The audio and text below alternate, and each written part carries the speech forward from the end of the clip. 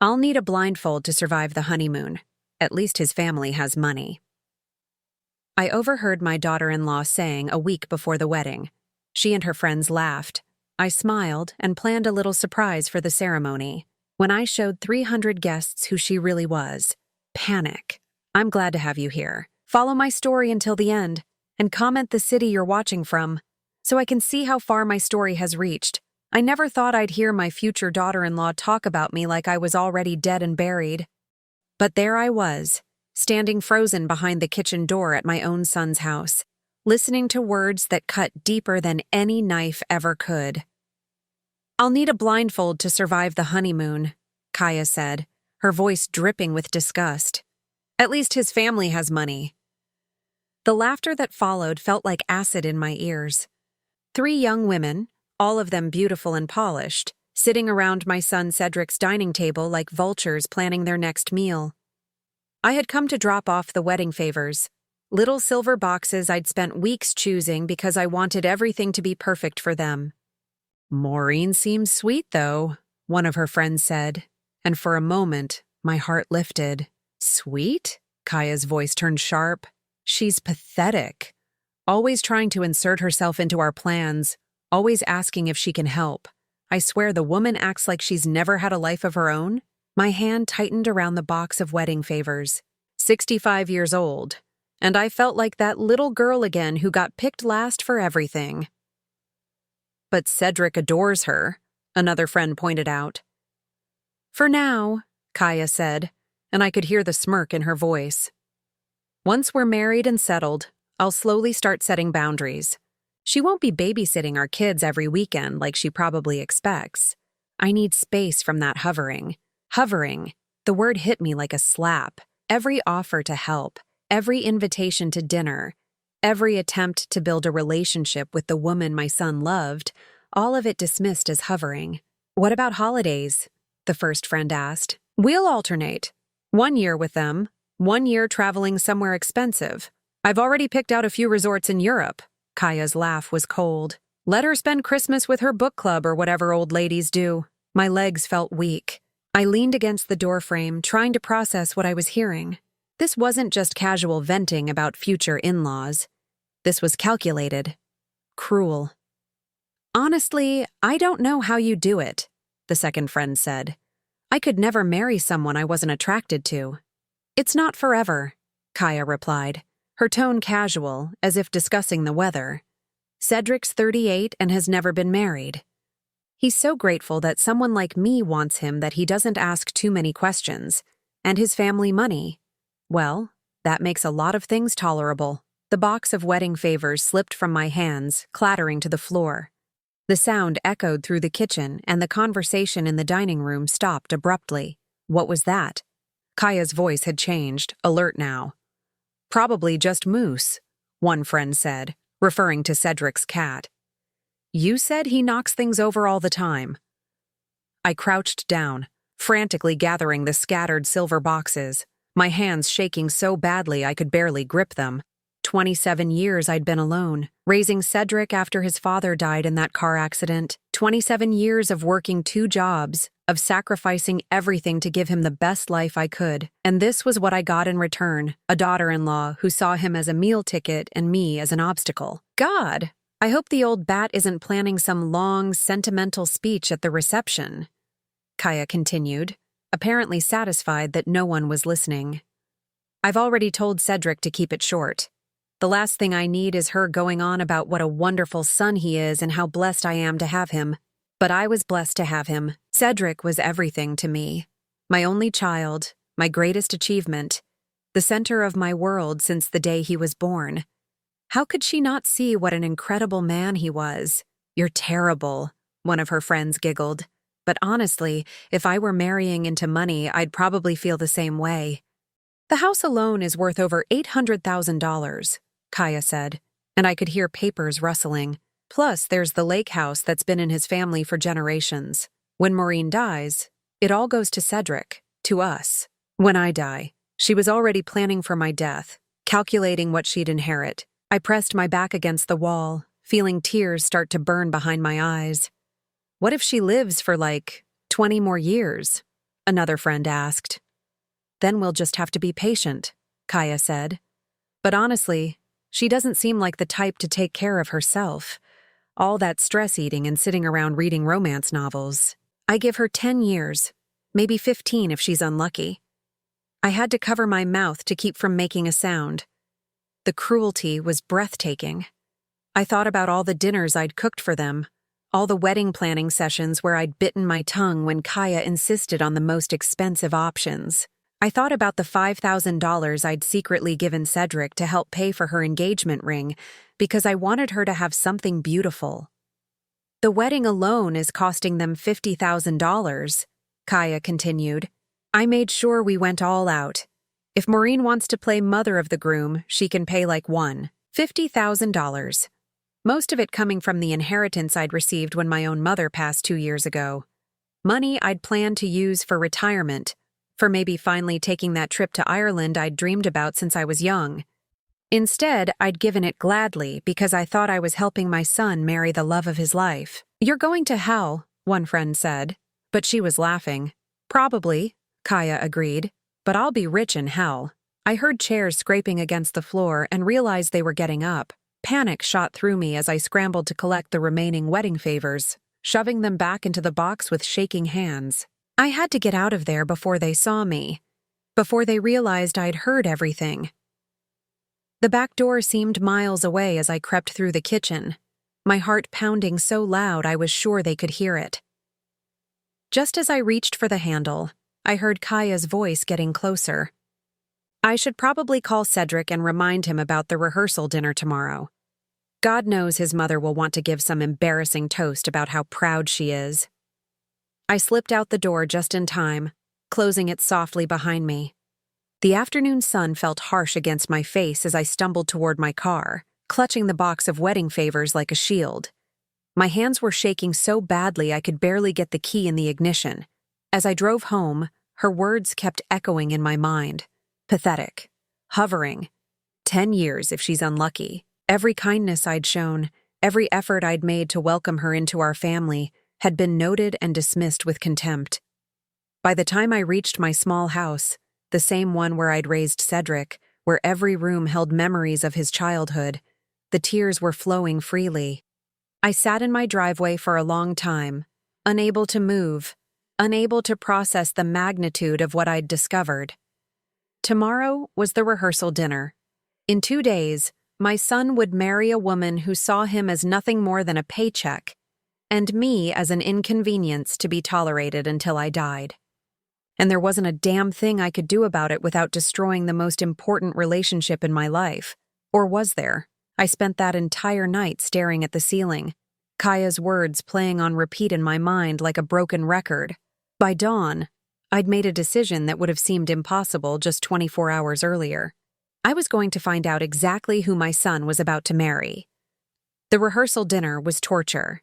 I sat at the head table, smiling and nodding, while inside I was screaming. Kaya looked radiant in a cream-colored dress that probably cost more than my monthly Social Security check. She played her part perfectly, the loving fiancé, the grateful future daughter-in-law, the woman who couldn't wait to become part of our family. Maureen has been such a blessing, she said during her speech, reaching over to squeeze my hand. I've never had a mother figure like her. She's shown me what unconditional love looks like. The crowd smiled and applauded. Cedric beamed with pride. And I wanted to vomit. I can't wait to learn all her secret family recipes, Kaya continued, her eyes twinkling with what everyone else saw as genuine affection.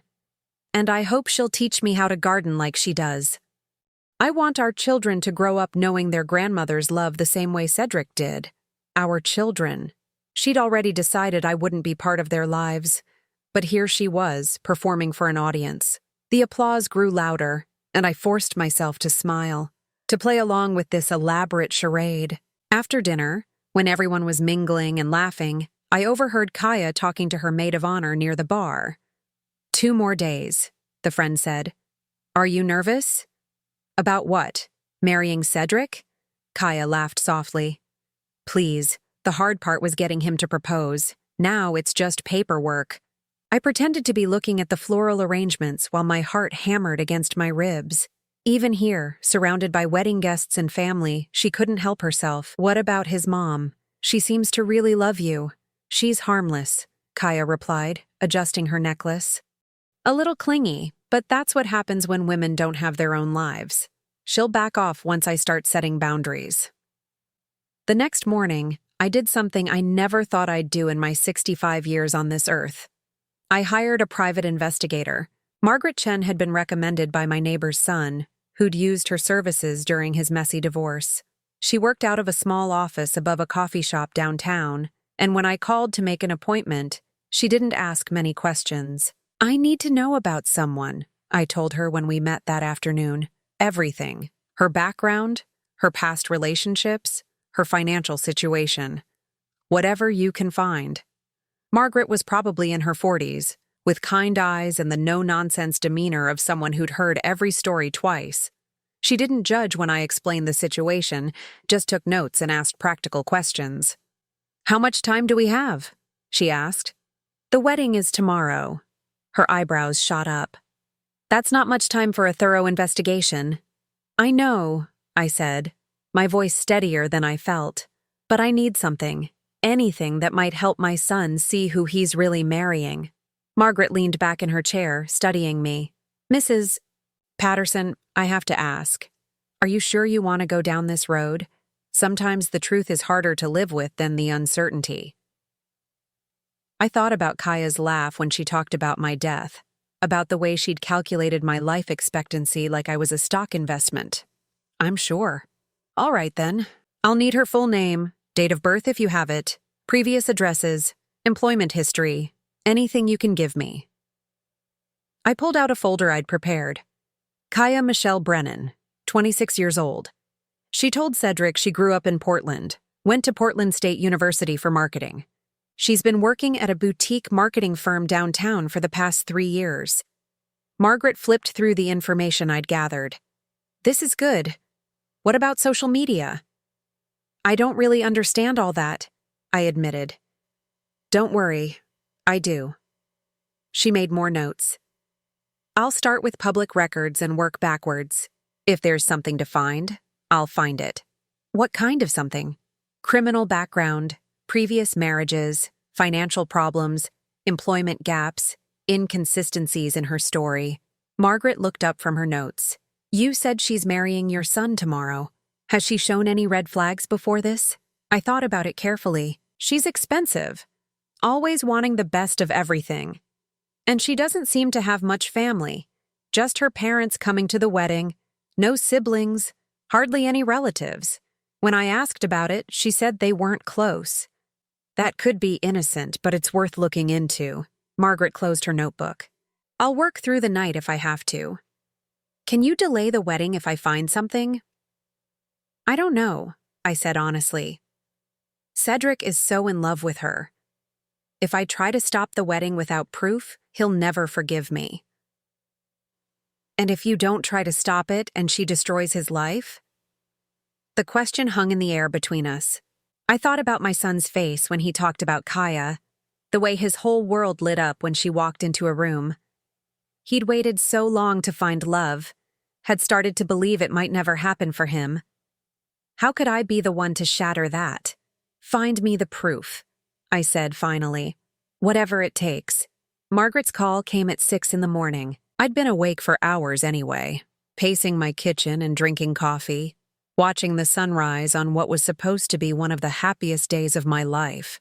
"Mrs. Patterson, you need to sit down." My legs went weak. "What did you find?" Kaya Brennan has been married twice before, both times to older, wealthy men. Both marriages ended in divorce within 2 years, and both times she walked away with substantial settlements. The coffee mug slipped from my hands, shattering on the kitchen floor. "That's impossible." She told Cedric she'd never been serious with anyone before him. The first marriage was when she was 21, to a real estate developer in Seattle named Richard Hawthorne. He was 53. She got $500,000 in the settlement. The second was 3 years later to a tech executive named James Morrison in San Francisco. He was 45. That settlement was reportedly over $700,000. I sank into a kitchen chair, my mind reeling. But her name, her background, she's legally changed her name twice. Started as Kaya Michelle Rogers, became Kaya Hawthorne, then Kaya Morrison, and now she's back to using Brennan, which appears to be her mother's maiden name. Very clever, actually. Most people wouldn't think to check all the variations. What about her job? Her education? The marketing degree is real, but the job is part-time, pays barely $30,000 a year. She's been living well above her means, probably burning through the settlement money. There are credit card debts, unpaid loans. She needs another wealthy husband, and she needs one soon. My hands were shaking so badly I could barely hold the phone. Is there more? I'm still digging, but Mrs. Patterson, there's something else. Both of her previous husbands reported incidents of emotional manipulation during the divorce proceedings, isolation from family and friends, control over finances, threats of suicide when they tried to leave. The room seemed to spin around me. This wasn't just about money. Kaya wasn't just a gold digger. She was dangerous. I'm sending you everything I've found so far, Margaret continued. Marriage certificates, divorce records, court documents. You'll have it all within the hour. The wedding is in 6 hours, I whispered. I know. I'm sorry I couldn't get this to you sooner. After I hung up, I sat in my kitchen surrounded by broken coffee mug pieces, staring at my phone. In a few hours, 300 people would gather to watch my son pledge his life to a woman who had already destroyed 2 other men. And I was the only one who knew the truth. I had to tell him. But would he believe me? Or would he think his lonely, desperate mother was trying to sabotage his happiness? There was only one way to find out. I picked up my phone and dialed Cedric's number. It went straight to voicemail. He was probably getting ready, surrounded by his groomsmen, happier than I'd ever seen him. Cedric, I said after the beep, my voice surprisingly steady. I need to see you before the wedding. It's important. Please call me back. Then I started getting dressed for what might be the last conversation I ever had with my son. Cedric never called me back. I tried 3 more times, each call going straight to voicemail. By noon, I was standing in my bedroom, staring at the navy blue dress I'd bought for his wedding, knowing I was about to make a decision that would change everything between us forever. The documents Margaret had sent were spread across my bed like evidence in a crime scene. Marriage certificates, divorce decrees, financial records, Kaya's real history laid out in black and white. 2 previous husbands, both wealthy, both older, both left broken and financially drained. The pattern was unmistakable. I printed everything twice, organizing the papers into neat folders. My hands moved automatically while my mind raced through possibilities. I could confront her privately, give her a chance to confess and walk away. I could try one more time to reach Cedric, force him to listen even if he didn't want to. Or I could do what every instinct was telling me to do. Expose her in front of everyone. Make it impossible for her to manipulate her way out of the truth. The wedding was at 3 o'clock at the Riverside Country Club. I'd been there dozens of times for various events over the years, knew the layout by heart. The ceremony would be in the garden pavilion, followed by cocktails on the terrace, and then dinner in the main ballroom. 300 guests, all dressed in their finest, all expecting to witness a beautiful love story. I arrived early, before the wedding party, before most of the guests. The event coordinator, a harried woman named Susan, barely glanced at me as I walked through the venue. Mrs. Patterson, so good to see you. Everything looks perfect, doesn't it? The decorations were stunning. White roses everywhere, crystal candelabras, silk ribbons in cream and gold. Kaya had insisted on the most expensive package, and it showed. Every detail was flawless, elegant, expensive. $50,000 of perfection built on lies. It's beautiful, I managed. Is there somewhere I can put these? I held up a manila envelope. Some photos I wanted to share during the reception. Of course! I'll make sure they get to the DJ booth for the slideshow. Actually, I said, my heart pounding, I was hoping to say a few words myself, as the mother of the groom. Susan's face lit up. How wonderful. We can fit that in right after the father of the bride's toast. Just let me know when you're ready. I nodded, my mouth too dry to speak. There was no going back now. The guests began arriving around 2:30. I watched from a corner table as friends and family filled the garden, everyone dressed in their wedding best, everyone smiling and laughing. Cedric's college friends, my book club ladies, neighbors we'd known for years. People who'd watched him grow up, who'd celebrated his achievements, who genuinely cared about his happiness. At exactly 3:00, the music started. The wedding party processed down the aisle in perfect formation. Kaya's bridesmaids in flowing lavender dresses, Cedric's groomsmen in charcoal gray suits.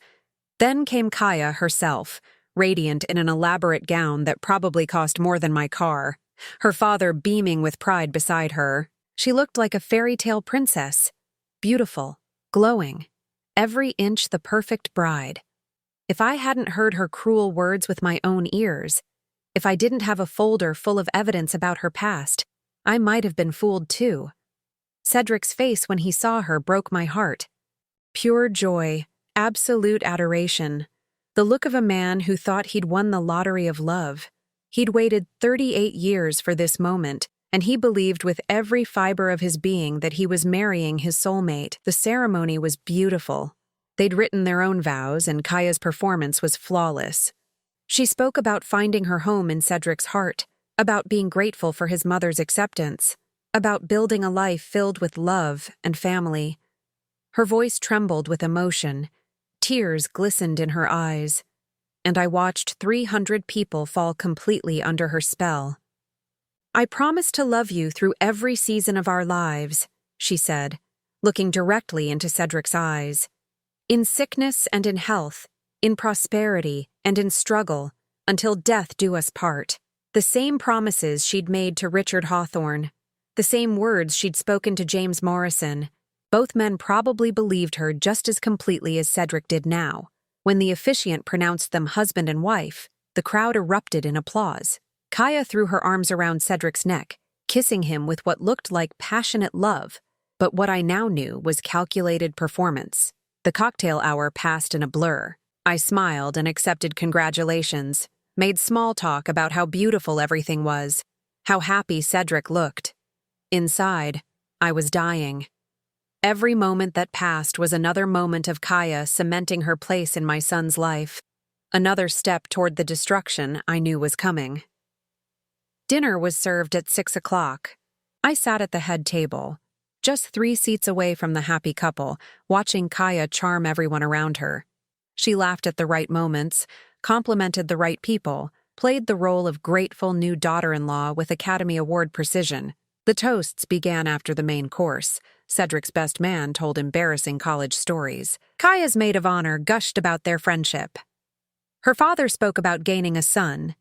Each speech was met with laughter and applause, the atmosphere warm and celebratory. Then it was my turn. "I'd like to say a few words about my son and his bride," I said, standing up with my wine glass in one hand and my manila envelope in the other. The room quieted, 300 faces turning toward me expectantly.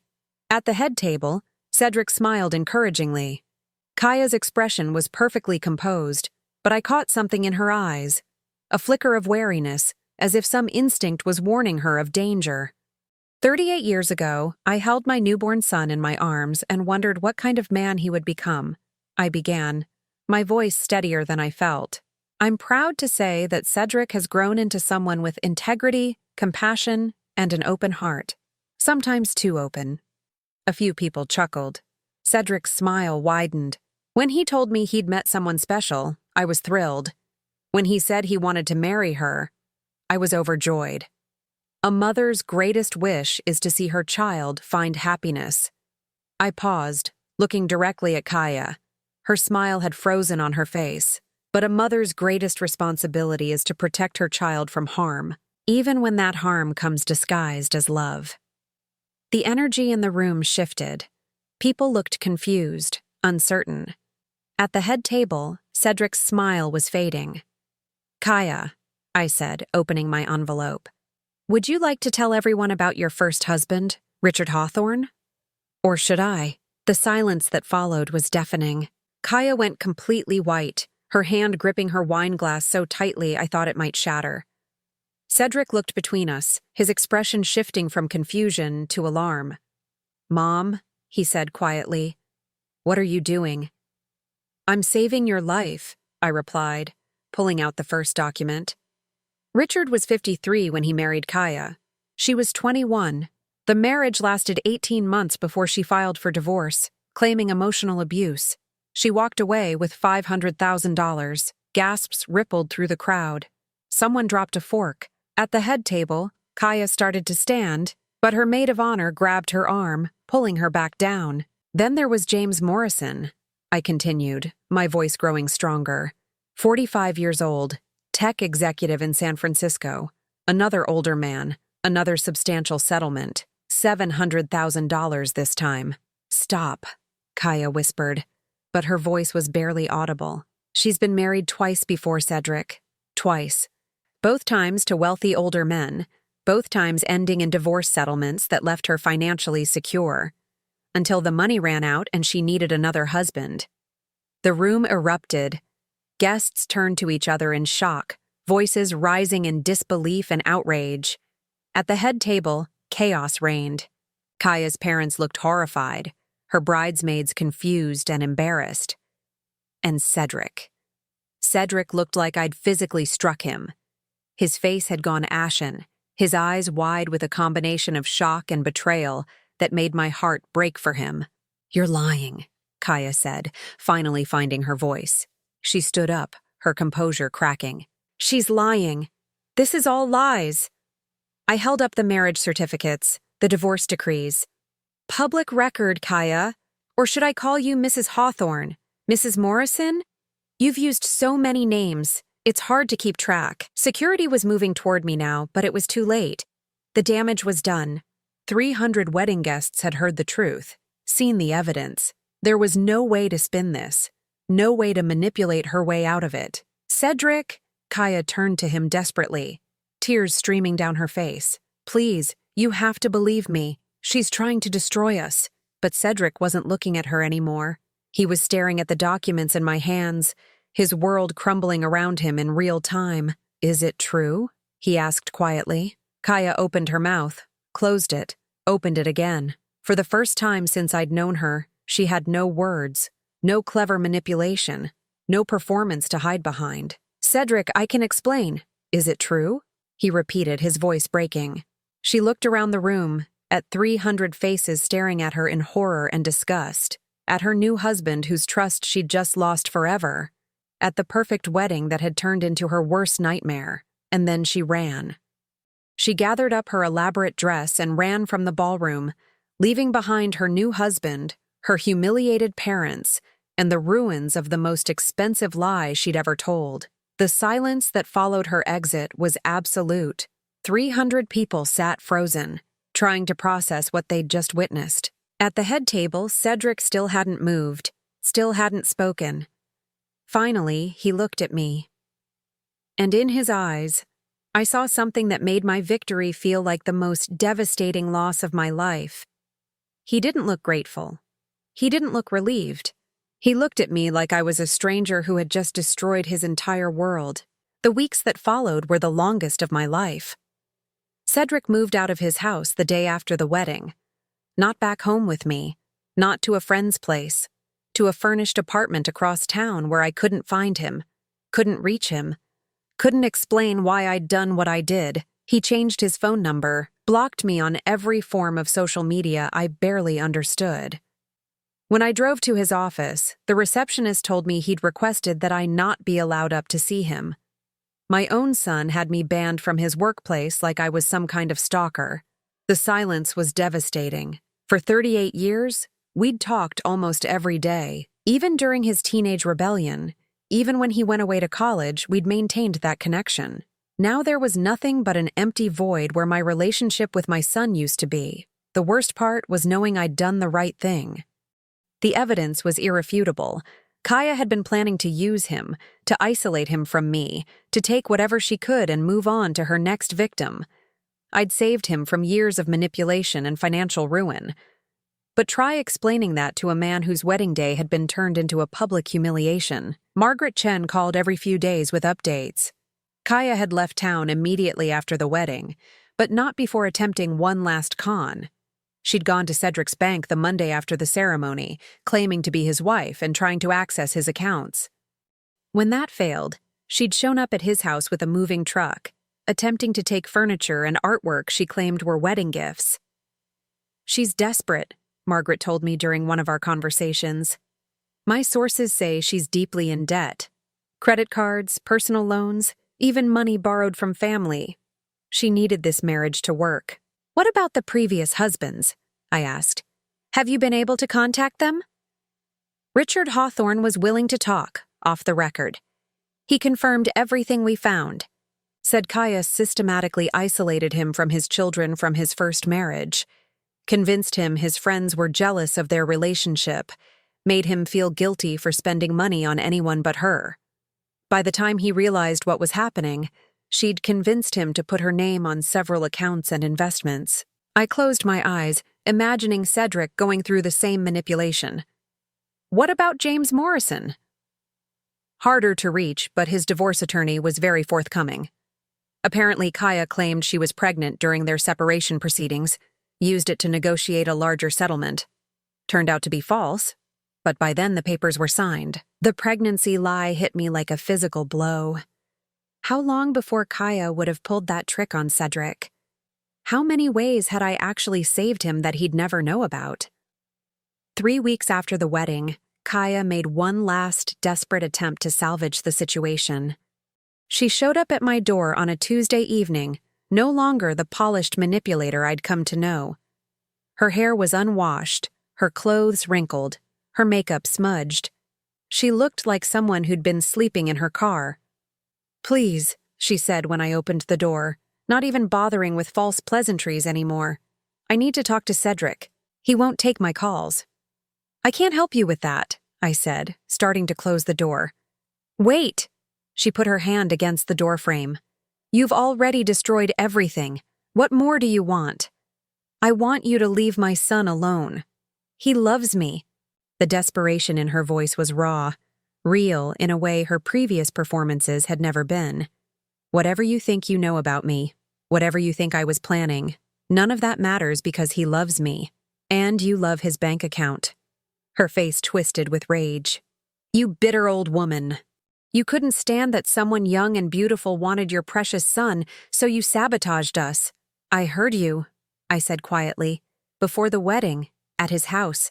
I heard every word you said about him, about me, about your plans for our family." For a moment, her mask slipped completely. I saw the real Kaya underneath, calculating, cold, furious at being caught.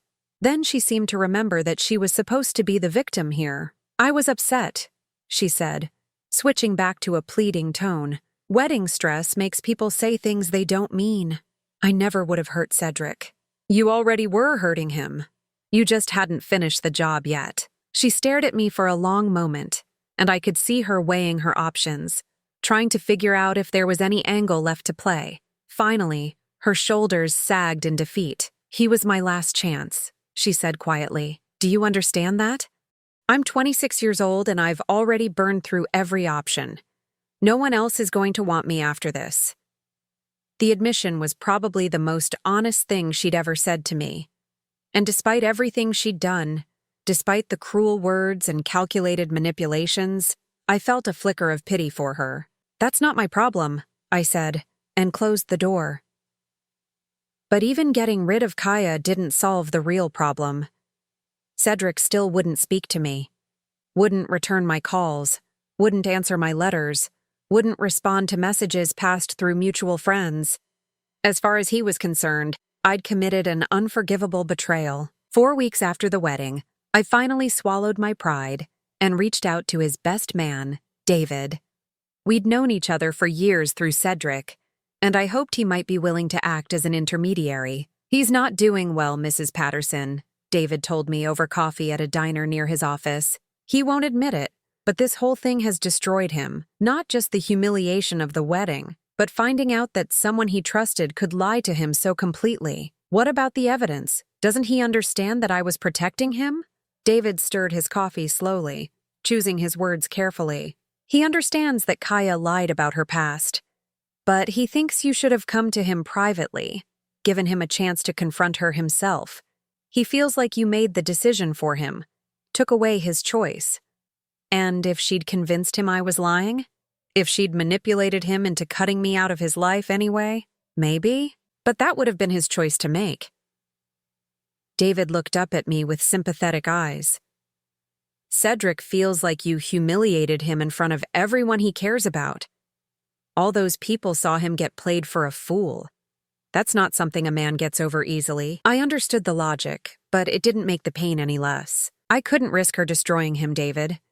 You didn't hear the things she said, didn't see the coldness in her eyes when she talked about manipulating him. I believe you. And deep down I think Cedric believes you too. But believing you were right doesn't mean he's ready to forgive you. The conversation haunted me for days. I'd spent so much energy focusing on the threat Kaya posed that I hadn't fully considered the cost of exposing her so publicly. In saving Cedric from one kind of pain, I'd inflicted another kind entirely. 2 months after the wedding, Margaret called with news that should have felt like victory, but instead felt hollow. Kaya had been arrested in Nevada, attempting to run a romance scam on an elderly widower she'd met online. The arrest had made local news, and the story included details about her previous marriages and the wedding scandal. It validates everything we found, Margaret said. She's a serial predator. Your son dodged a massive bullet. Tell that to Cedric, I replied. But maybe I wouldn't have to. Maybe seeing Kaya's arrest, understanding that her pattern of behavior extended beyond him, would help Cedric realize that I'd actually saved him from something far worse than a broken heart. Or maybe it would just remind him of the most humiliating day of his life, the day his mother stood up in front of 300 people and destroyed his happiness. The arrest made the local papers, and I knew Cedric would see it. For 3 days, I waited for my phone to ring, convinced that this final piece of evidence would be enough to bridge the gap between us. My phone never rang. Instead, I heard through David that Cedric had seen the news, had read about Kaya's arrest, had finally understood the full scope of what she'd been planning, and his response wasn't gratitude or reconciliation. His response was to put his house on the market and start making plans to move to another state, as far from me as he could get.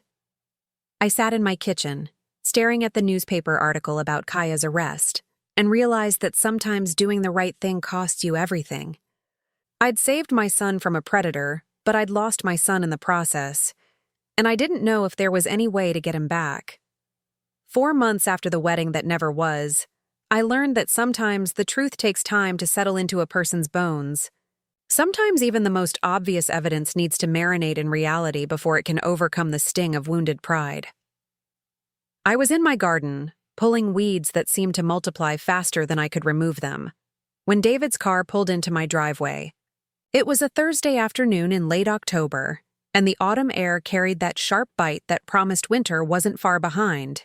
"Mrs. Patterson," he called out as he approached my flower beds. "Do you have a minute?"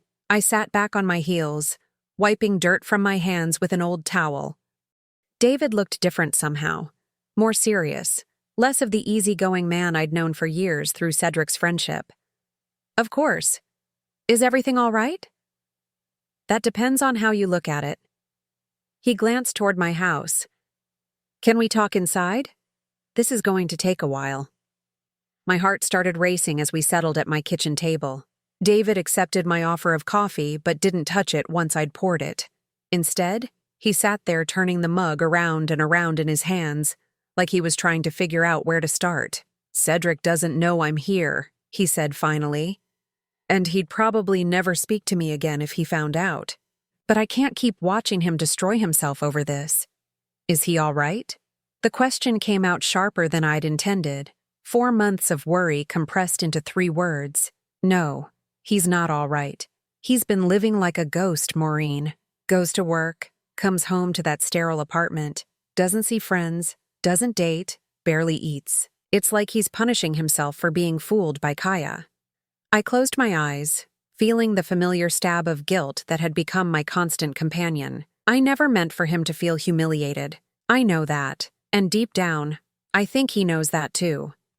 But there's something else you need to understand about what happened after you exposed Kaya. David reached into his jacket pocket and pulled out a manila envelope, placing it on the table between us. 3 weeks after the wedding, Kaya contacted Cedric. Not directly. She was smart enough to know he wouldn't take her calls. She went through his lawyer, claiming she had important information about assets they'd shared. What kind of assets? They weren't married long enough to share anything. That's what Cedric thought too. But she had documentation that looked legitimate. Bank statements showing joint deposits, receipts for expensive purchases made in both their names. She was claiming he owed her money from their brief marriage. My stomach dropped. Even after being exposed, even after running away in humiliation, Kaya had continued trying to manipulate and exploit my son. The worst part, David continued, was that some of it was real. During their engagement, Cedric had added her name to a savings account. You know how trusting he is. She'd made purchases on credit cards he'd given her access to. Legally, she had a claim to some of the money. I felt sick. How much? She was asking for $40,000 initially, but when Cedric's lawyer started investigating, they found more problems. She'd used his credit information to open store accounts, had made online purchases using his personal information. The financial mess was extensive. What did he do? David's expression darkened. He paid her. Not the full amount she was asking for, but enough to make her go away. $15,000 just to be done with her forever. $15,000. I thought about all the money I'd secretly given Cedric over the years to help with various expenses. Money I'd been happy to provide because I thought it was going toward his future happiness. Instead, he'd ended up paying his con artist ex-wife just to escape her completely. There's more, David said, opening the envelope. About 6 weeks ago, Cedric was contacted by someone from James Morrison's law firm. Remember him? Kaya's second husband? I nodded, not trusting my voice. Turns out, Morrison had been tracking Kaya for months, trying to recover money she'd stolen during their divorce proceedings. When he heard about what happened at your son's wedding, he reached out through his attorney. David pulled out several documents and spread them across my kitchen table.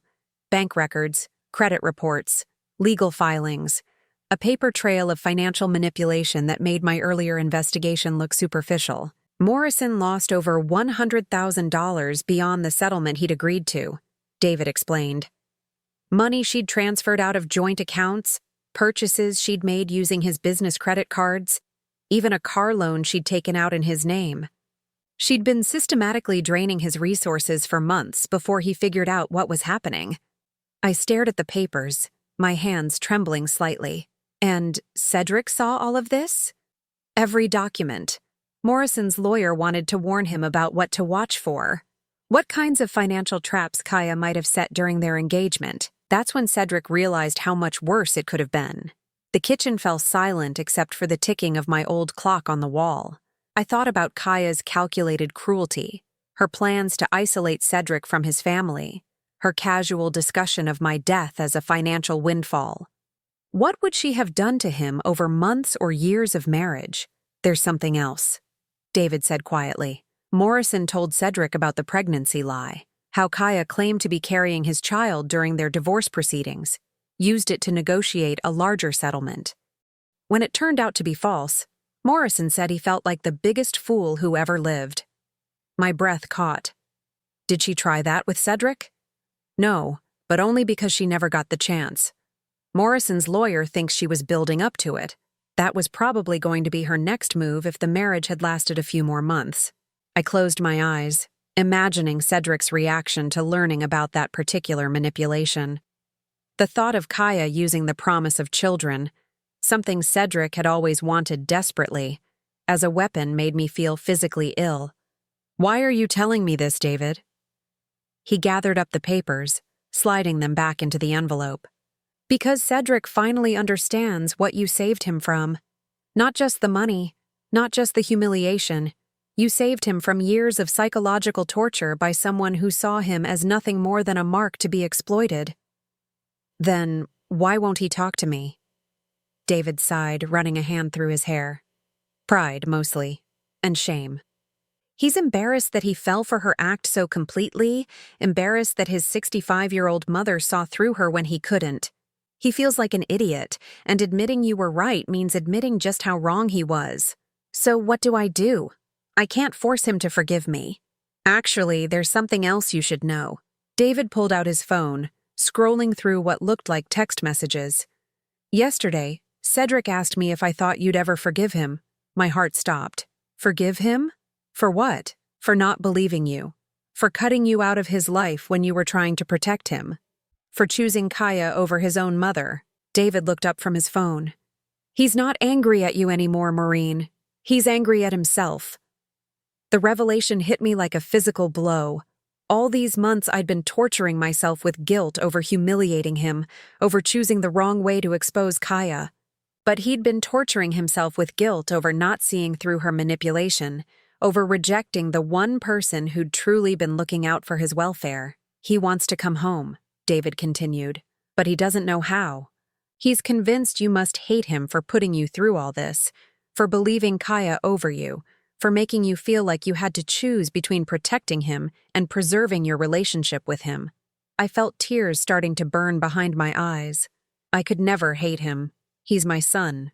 I know that. You know that. But Cedric spent 4 months convincing himself that he destroyed the most important relationship in his life over a woman who never cared about him at all. David stood up, leaving the envelope on my table. Morrison's lawyer is filing charges against Kaya for financial fraud.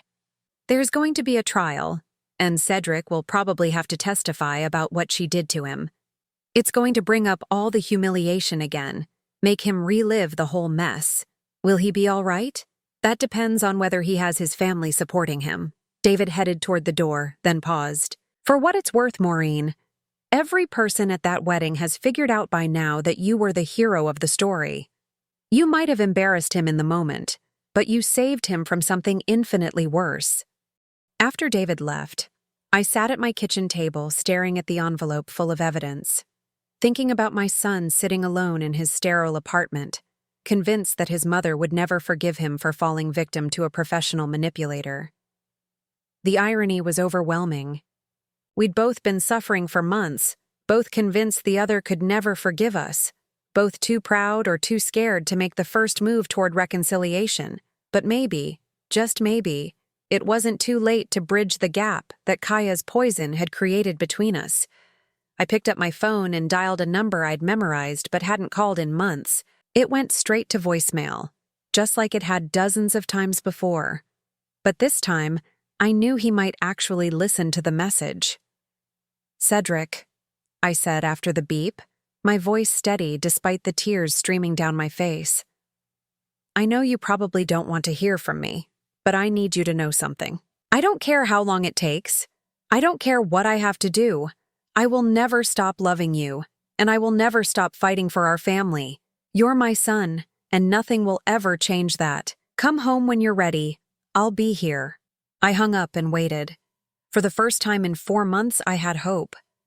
He showed up on my doorstep 3 days later.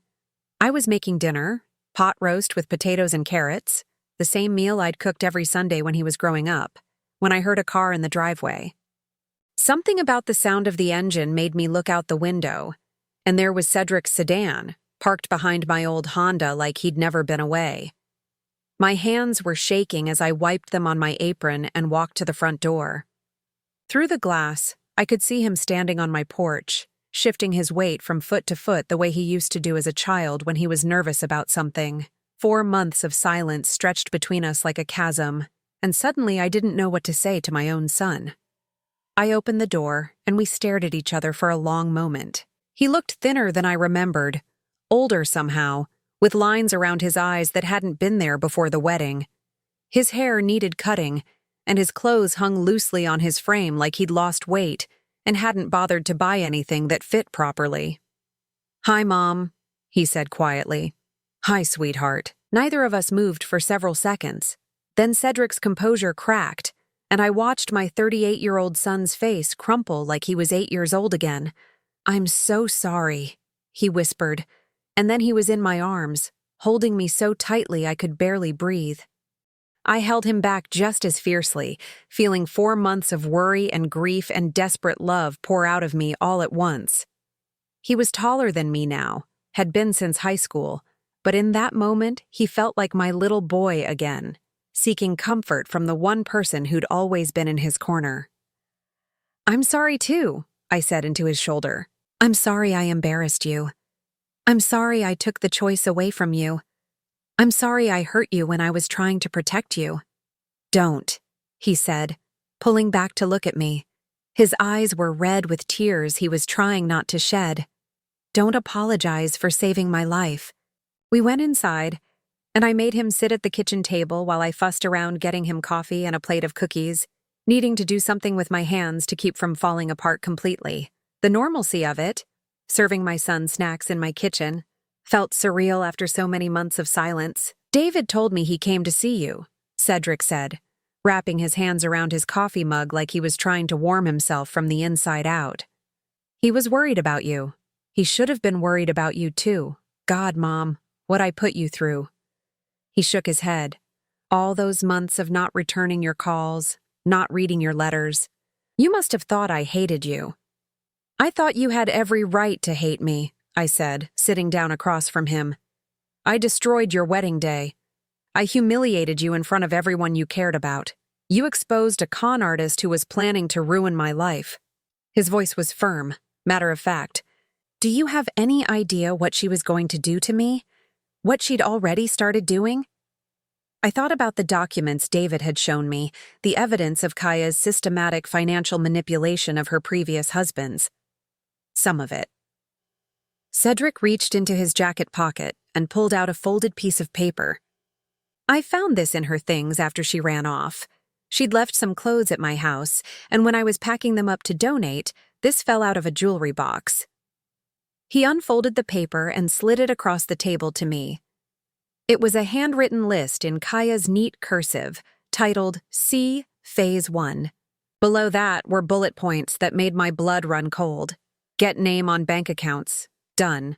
Suggest therapy for his unhealthy attachment to mother. Start planning European honeymoon. Expensive? Away from family. Begin discussing starting family immediately. Research his mother's health history, insurance policies. Convince him mother needs independence, assisted living. I stared at the list, my hands trembling. The clinical coldness of it, the way she'd reduced my son's destruction to a series of checkboxes, was more chilling than anything I'd imagined. "There was more," Cedric said quietly.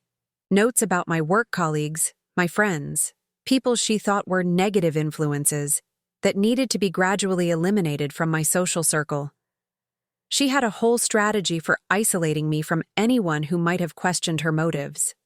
"The assisted living reference," I said, my voice barely above a whisper. "She was planning to convince me that you were getting too old to live alone, that it would be kinder to help you transition to a care facility. She'd already researched places, expensive ones that would have eaten up most of your savings within a few years." I felt sick. The casual cruelty of it, the way she'd planned to warehouse me like an inconvenient piece of furniture, was breathtaking in its callousness. "Phase 2 was even worse," Cedric continued. "Pregnancy scares, miscarriages that would require expensive treatments, gradual isolation from work colleagues who might notice changes in my behavior. By Phase 3, she estimated I'd be completely dependent on her emotionally and financially. How long would that have taken? According to her timeline, 18 months, 2 years at most." He folded the paper carefully and put it back in his pocket. "She was going to destroy my entire life in less than 2 years, and I was so grateful that someone like her wanted me that I would have helped her do it." The self-recrimination in his voice broke my heart. "You couldn't have known, sweetheart. She was good at what she did. But you knew. From one conversation you overheard, you figured out in minutes what I couldn't see after months of dating her." He looked up at me with something that might have been awe. "How did you know?" I thought about that afternoon in his kitchen, the casual cruelty in Kaya's voice when she talked about me, the way she'd laughed about my death like it was a business transaction. A mother knows when someone doesn't love her child. There was something in the way she talked about you, like you were a project instead of a person. I'm so ashamed, he said quietly. Not just of falling for her act, but of how I treated you afterward. You were trying to save me, and I punished you for it. You were hurt and embarrassed. That's human. I was a coward. His voice was harsh with self-judgment. I was so humiliated by being made a fool of that I blamed you instead of thanking you. I chose protecting my ego over protecting our relationship. I reached across the table and took his hand. We both made mistakes, but we're here now, and that's what matters. Cedric squeezed my fingers gently. There's something else you should know about the trial. I'd been wondering when he'd bring that up. David had mentioned that Kaya was being prosecuted for financial fraud, that Cedric would probably have to testify. James Morrison's case against her goes to court next month. The prosecutor wants me to testify about what she did during our engagement, how the pattern of manipulation started. He paused, looking uncomfortable. It's going to be public. The wedding disaster, the financial fraud, all of it. People are going to know exactly how stupid I was. You weren't stupid. You were trusting. The media might not see it that way. He managed a weak smile. My humiliation is going to be front-page news in the local papers. I thought about that for a moment, then made a decision that surprised even me. I'll be there. What? At the trial. I'll sit in the front row every day, and when they ask about your character, I'll tell them that you're the most decent, honest, generous man I know. That if loving someone makes you stupid, then every person who's ever been in love is an idiot. Cedric's eyes filled with tears he didn't try to hide this time. You'd do that? After everything I put you through? You're my son. I'd do anything for you. We talked until late that evening, filling in the gaps of 4 months of separation. I learned that he'd been seeing a therapist, trying to understand how he'd missed so many red flags in Kaya's behavior. He learned that I'd been volunteering at a women's shelter, channeling my own experience with manipulation into helping other victims of emotional abuse. Are you happy? He asked as we sat on my back porch, watching the sun set over the garden I'd maintained alone for so many months. I am now, I said honestly. These 4 months without you were the hardest of my life. I'd rather face a dozen Kayas than lose you again. You're never going to lose me again, he said firmly. I learned something important through all this. Family isn't just about blood. It's about who stands by you when everything falls apart. You're the only person who saw through her manipulation and had the courage to act on it. That makes you the best family I could ask for. A month later, I kept my promise. I sat in the front row of the courthouse every day of Kaya's trial, watching as witness after witness testified about her pattern of fraud and manipulation. When Cedric took the stand, I saw the same strength and integrity I'd always known he possessed as he calmly recounted how she'd systematically worked to isolate him from his support system. The jury deliberated for less than 3 hours before finding Kaya guilty on multiple counts of financial fraud. She was sentenced to 4 years in prison and ordered to pay restitution to her victims. As we left the courthouse together, Cedric took my arm like a gentleman escorting his date to dinner. Thank you, he said simply. For what? For seeing the truth when I couldn't. For loving me enough to risk our relationship to protect me. For showing me what real love looks like. 6 months later, Cedric moved back into his old house and started dating again. Slowly, carefully, with the wisdom that comes from surviving deception. He met Sarah at a grief support group he'd joined to process the loss of the future he'd thought he wanted with Kaya. She was a widow with 2 teenage daughters, kind and genuine in a way that was immediately apparent to anyone who met her. The first time he brought her to Sunday dinner, I watched them together and saw something I'd never seen with Kaya. Real affection, the kind built on mutual respect rather than manipulation. Sarah asked genuine questions about my garden, remembered details from previous conversations, treated me like a person rather than an obstacle. She's lovely, I told Cedric as we cleaned up dishes while Sarah helped the girls with homework in the living room. She is, he agreed. And before you ask, I've told her everything about Kaya, about the wedding, about how you saved me from making the biggest mistake of my life. She thinks you're amazing. Smart woman, the smartest. He dried a plate carefully, then set it in the cabinet. Mom, I know I can never really make up for those 4 months, for putting you through hell when you were trying to protect me. You don't need to make up for anything. Yes, I do, and I think I know how. He turned to face me, his expression serious. Sarah and I have been talking about the future. When we're ready to take the next step, when we decide to get married, we want you to be part of the planning from the beginning. Not just invited, involved. Your opinion matters to us. The offer touched me more than I could express. After everything we'd been through, he was trusting me to help him choose his next wife, to be part of building his future happiness. I'd be honored, I said. And Mom, when that day comes, I want you to give the first toast at the reception. I want everyone to know that you're the reason I learned the difference between love and manipulation, between family and exploitation. I hugged him then, my heart full in a way it hadn't been since before I'd heard Kaya's cruel words in his kitchen. We'd lost 4 months, but we'd gained something invaluable. A relationship built on complete honesty, tested by crisis, and strengthened by forgiveness. As I watched Cedric help Sarah's daughters with their math homework, all of them laughing at some shared joke, I realized that sometimes the worst betrayals lead to the greatest blessings. Kaya had tried to destroy my family, but instead she'd taught us both what real love actually looks like. And real love, it turns out, is strong enough to survive anything, even the truth. Now I'm curious about you who listened to my story. What would you do if you were in my place?